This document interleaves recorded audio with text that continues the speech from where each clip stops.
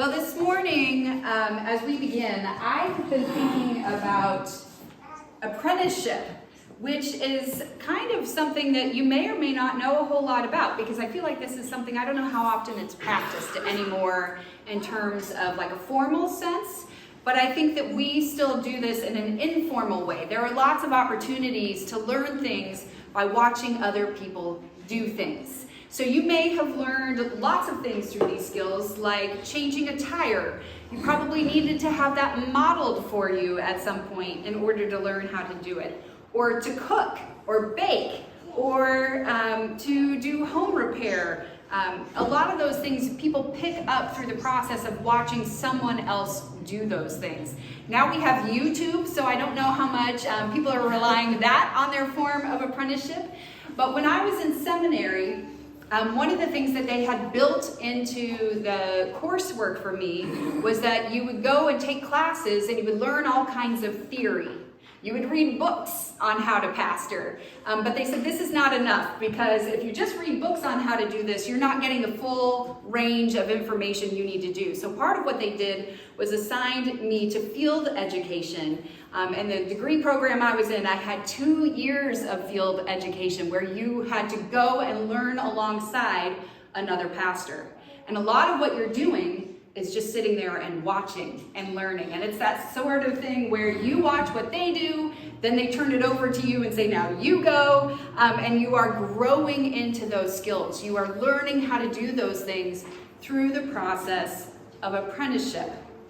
So in order to be an apprentice, you need a master craftsman. You need someone who is seasoned and knows their skills, and then you learn from them as you practice doing the work. And this morning, what I want to say to us, that in the Gospels, Jesus is filling this role of the master craftsman, and the disciples are his apprentices, which then raises the question for me, what is the work of Jesus? If Jesus is the master craftsman, what is his skill? What is he practicing that the disciples are then students of and learning how to do themselves? So this morning, what I want to say is that Jesus' work was proclaiming freedom. So that is sort of the category of what Jesus is doing. Everything falls under that, this idea of proclaiming freedom. Freedom from disease, freedom from physical bondage, freedom from spiritual bondage, and freedom to rest. And this was work that Jesus was compelled to do. And so the image that I have in my head so much when you read through the Gospels is the memory that Jesus was present at the moment of creation. Jesus was there when he was designing everything to the standard of perfection that he had in mind for creation.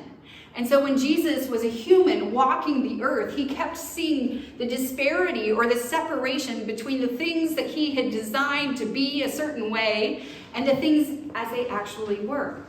And I think it drove him crazy. Like he's looking around at people who are sick or people who are struggling or creation that's not operating the way that he meant it to. And I think he couldn't help himself.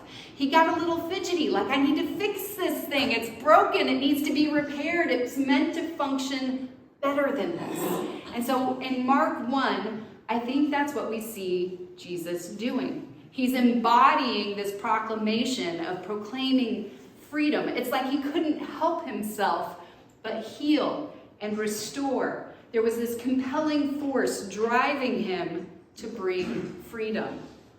So that's what we're going to look at this morning. And as we're talking about this, I want you to keep in mind that as all of these things are going on, the disciples are following him around, and they're watching, and they're listening, and they're learning. Think about a toddler who is watching and listening and learning. It's very similar.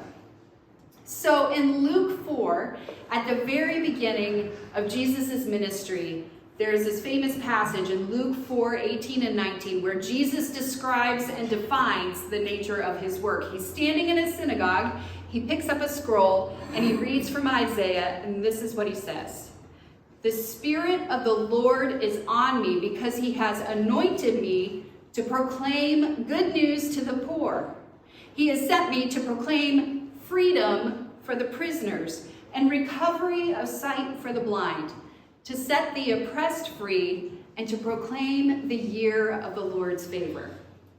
Jesus is quoting from the Old Testament, and he is defining for the people in the room what it is he came to do. And you heard in that short 2 verses, Luke 4:18 and 19, all of these ideas about proclaiming freedom, proclaiming good news for the poor, the oppressed, and the prisoners, and the blind. So there's all of these ideas of providing physical healing, physical freedom, but also spiritual freedom. Okay, so let's get into it. The first thing I want us to look at is freedom from physical bondage. This is from verses 29 through 31. And I want us to see that Jesus is king over the natural world. Remember, he designed it. He created it. Okay, so we're told that after Sabbath services, Jesus and the disciples left the synagogue and went to the house of Simon and Andrew for Sabbath dinner. Think about what you're going to be doing later today, right? So this is Jesus and his buddies. They're done with their worship service, and they're going to their friend's house for dinner. But Simon's mother-in-law was sick in bed. So she is sick, she has a fever, and she's unable to prepare this meal for them. So Jesus went to her, took her by the hand, and helped her up. Her fever left, and she began to attend to their needs. So I want you to get this sense of Jesus is going to his friend's house for dinner. He's excited to spend time with them, but they can't have dinner because the person who is excited to host them is sick. So Jesus is like, this is a problem. This is not how I designed the world to be. And he goes into fix-it mode, and he helps her get better. See, Jesus is a master craftsman. He designed the world according to a specific plan. He knows what it's supposed to look like, and he can't help himself but heal things that are not operating in the perfect way he designed for them to do. Jesus felt compelled to bring healing and wholeness everywhere he went. This is freedom from physical bondage. This is freedom for the poor, freedom for the oppressed. Jesus, everywhere he goes, if you read the stories through this lens, you start to see it. He's encountering people and they're hurt in the sense of being lost, and everywhere he goes, he's having conversations. He's providing healing. It's like he has to reverse what's broken. The other thing that you should notice is that Jesus is healing Simon's mother-in-law on the Sabbath. Now, this is not the last time that Jesus would provide healing on the Sabbath, and sometimes that got him in trouble.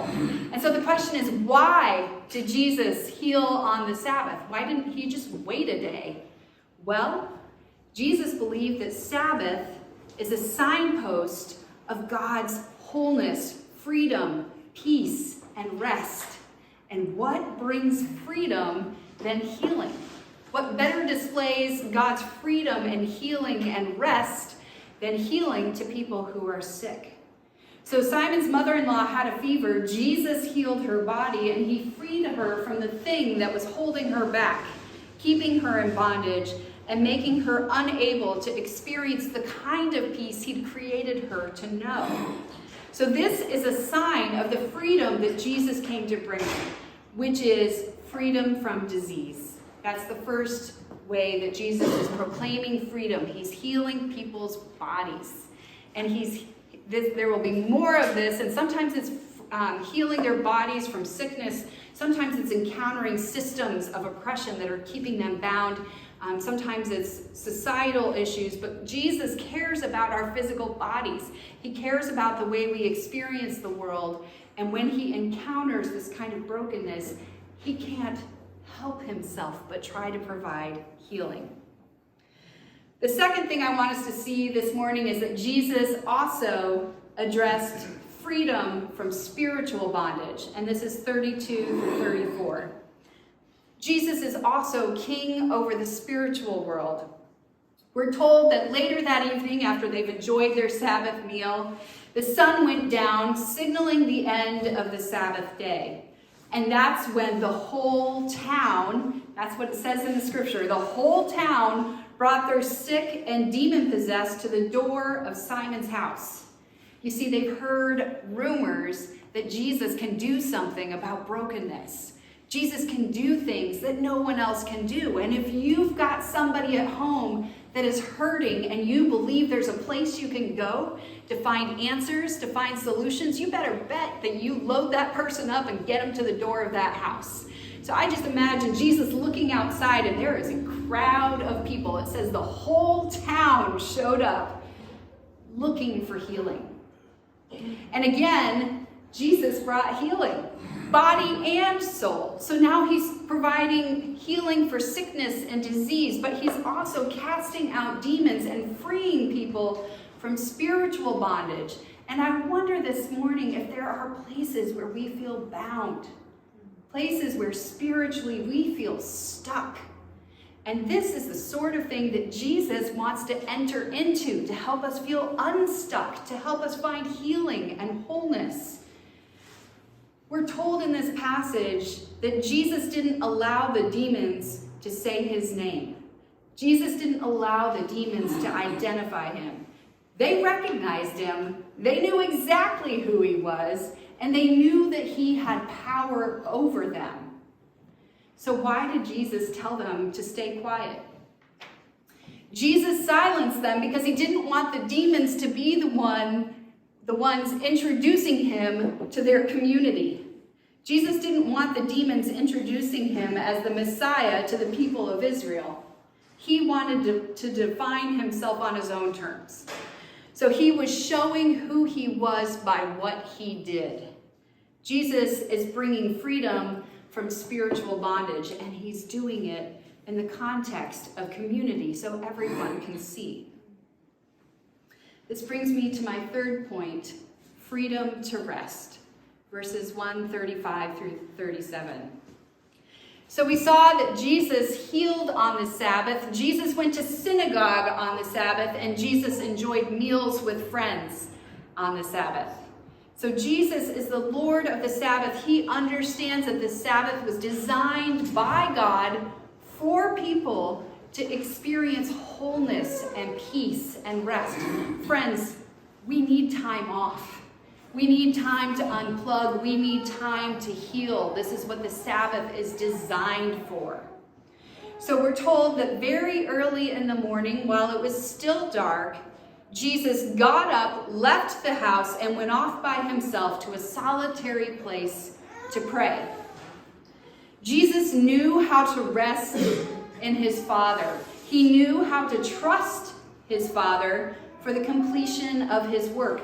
Part of the reason we don't know how to rest is because we don't trust that things won't fall apart unless we're on top of them solving problems. But part of what Jesus knew is that God is in control. He can take a break. We need to learn this. Jesus was consciously and intentionally dependent on God. His time with his Father wasn't an add-on to his life if there was time. Friends, it was where he started. He went out while it was still dark. He was pursuing time alone with God. He knew that he could not do the kind of work he needed to do without that time with his Father first. Our Sabbath rest, the idea of Sabbath, was given to the Israelites after they were rescued out of slavery in Egypt. You see, Sabbath is designed to remind us that we are no longer slaves. We get to rest. We get to remember that Jesus frees us from disease and spiritual bondage. Jesus is our King. He has come to bring us freedom, and that freedom includes rest. What a gift. What a gift to us. Jesus sought out time with his Father. He sought out time in prayer. He prioritized it. He went there first. Do we understand the role of prayer and rest in our lives? Are we apprentices of Jesus in this way? Do we prioritize time with God in the same way that Jesus, our Master, prioritized that time? We're told that Simon and his companions went to look for Jesus, and the word here signals that the disciples went hunting for Jesus. There's a pursuing that's happening here. It's not just sort of like, oh, maybe we'll go look for him. They are actively pursuing Jesus. They want to find him because they knew that everybody else was looking for Jesus too. They wanted to get to him first. The apprentices went looking for their master. They wanted to learn. They wanted to learn how to do what Jesus was already doing. And what they found was Jesus resting in God and praying. Jesus brought freedom to rest, and I want you to see that as a freedom. It's not laziness. It's not, just being idle. There is intentionality around it. It is time to stop and to trust that God is still in control of the entire universe. Do we believe that's true? If we do, can we stop and remove ourselves and express that we are not slaves and that we trust that God is in charge and God is ultimately safe and provides us with real freedom? All right, that brings me to my fourth point. You get all four this morning. Proclaiming freedom. This is from verses 38 and 39. So the disciples have been hunting for Jesus. They're pursuing him because they know the crowds are about to follow. They find him first, and Jesus says to them, let's go to other places, to all of the nearby villages, so I can teach there too. Because, friends, this is why I've come. Jesus says, let's go hunting for the lost, for the sick, and the hurting people, because that's why I came. Let's go find the people that are hurting and rescue them. Let's give them rest. See, Jesus was determined to find the people who were just actively pursuing all kinds of other things and things that caused them to be numbed, things that caused them coping mechanisms so they didn't have to deal with the hard parts of their life. Jesus said, let's go find those people. Let's rescue them so they can experience true rest in God. That is why I've come. Jesus said, my work is to proclaim freedom, and real freedom, not temporary numbing, but actual freedom. This is what God came to give us. This is why Jesus came. He said, I came to bring freedom from disease, freedom from physical bondage, freedom from oppressive systems that keep people feeling like they're slaves, freedom from spiritual bondage, and freedom to rest. This is what Jesus came to give us. And I want you to see that Jesus was compelled to go give that freedom to people who were broken. His desire was to bring rest and connection to God. And he was not going to sit around. He was going to go out and find those people and give them this freedom. Okay, 2 questions this morning. The first is, what is the work of Jesus? And the second is, how can we be good apprentices of Jesus? The disciples were watching, they were learning, they were looking at what Jesus did. In the same way, we are called to do the same thing, to be apprentices of Jesus. So how do we do that? Okay, I'm going to give you a few minutes to talk about this around your tables, and then I'll bring us back together.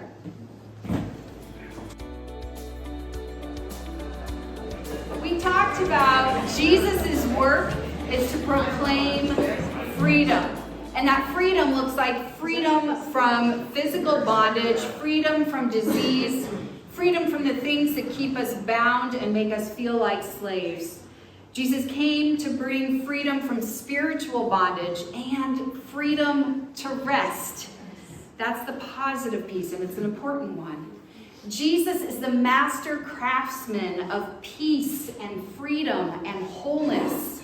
And as he walked this earth and saw evidence that his intentions had broken down and were not operating in the way he designed them, he did everything to reverse that process, to bring freedom and peace and wholeness. And we are invited into that process. We are invited to be apprentices, to put into practice what we learned from watching Jesus at work. Now, if you're like me, immediately I start to feel like, well, I can't do that. At least not the way that Jesus did. I don't know if I can do that. What does that look like in real life? So I'm going to ask some questions. And as I do, I want you to think about what this might look like in the next 5 days as you go forward into your work and home life. Do we bring hope and healing? As we move through our days, as we interact with people, as we, process the news, as we chat with friends, as you walk through the grocery store line, are you being an ambassador of hope and healing to the people you encounter? Are you compelled to bring freedom to the hurting and the oppressed? Friends, we are surrounded by people who feel hurt and oppressed, who feel bound by things in their lives that they can't control or things that have control over them. Are we a force of healing and hope? Are we bringing freedom to them? Are we the aroma of grace wherever we go? As we encounter people, do we sit at tables with opportunities to show them love and healing and grace? Are we pursuing those opportunities? And so now my question, because we are a church plant, we are a teeny tiny little baby church, and one of the things that we need to be thinking about is who is missing at our tables. And I'm not just talking about Sunday mornings. I'm talking about your table at home, your table at school, your lunch table at work. Who is missing from your table? Who is around you at your workplace who is hurting and feeling lost and feeling in bondage? You have an opportunity to be the aroma of Christ to those people.